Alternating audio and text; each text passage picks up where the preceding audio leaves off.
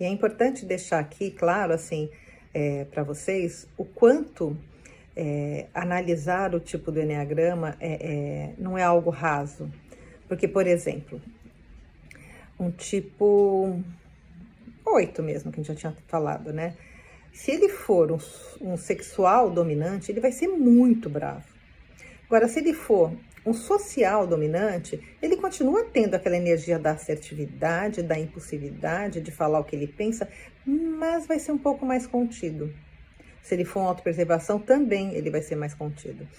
Por exemplo, imagine um tipo 5, que já é o da privacidade, e aí ele tem como dominante o autopreservação e reprimido o social. Ele vai ser aquele bicho do mato, ele vai ser aquela pessoa que não quer sair de casa nunca mesmo. Porque primeiro ele já vem com aquela energia do tipo 5, que tem que estar o tempo todo se defendendo, se colocando em privacidade.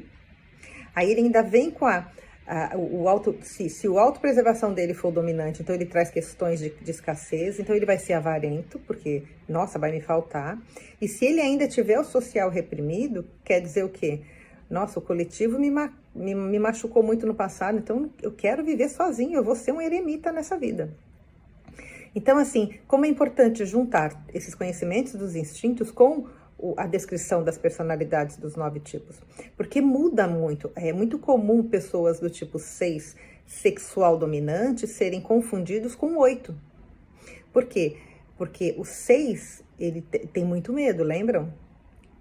E se ele for um sexual dominante, o medo dele é muito grande, então o que ele vai fazer? Ele vai atacar. Quando ele se sentir minimamente em vulnerabilidade, ele vai atacar, quase como o tipo 8.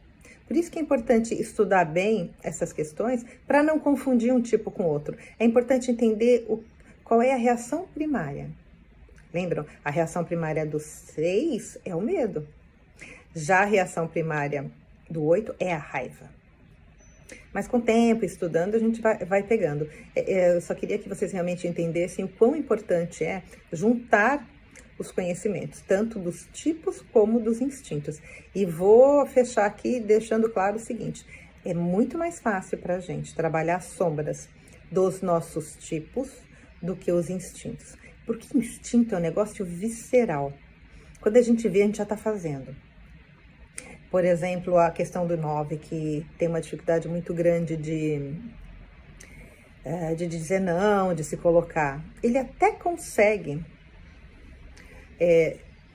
tendo consciência disso, e se trabalhando bacana, em dado momento falar, não, eu vou parar de me submeter ao outro, eu vou me colocar. Ele consegue trabalhar isso com mais facilidade do que com o instinto. Então, por exemplo, um 9 que tem um instinto de autopreservação.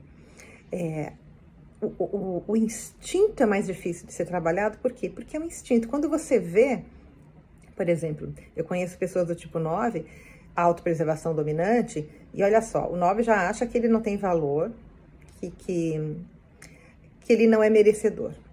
E se ele for uma autopreservação dominante, o que vai acontecer?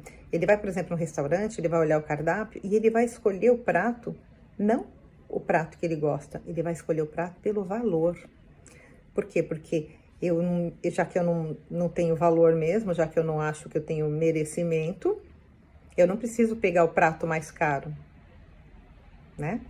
E aí, junta isso com a autopreservação, que eu tenho que economizar, me vai faltar. Então, assim, aí fica muito difícil de trabalhar. Então, eu costumo dizer que se você vai fazer algum trabalho interno profundo, comece trabalhando os seus instintos, entendendo quais são os seus instintos, aonde que eles encaixam, qual é o seu instinto dominante, qual é o que você tem no meio e que está equilibrado, e qual o que está reprimido, que você não deixa vir à tona.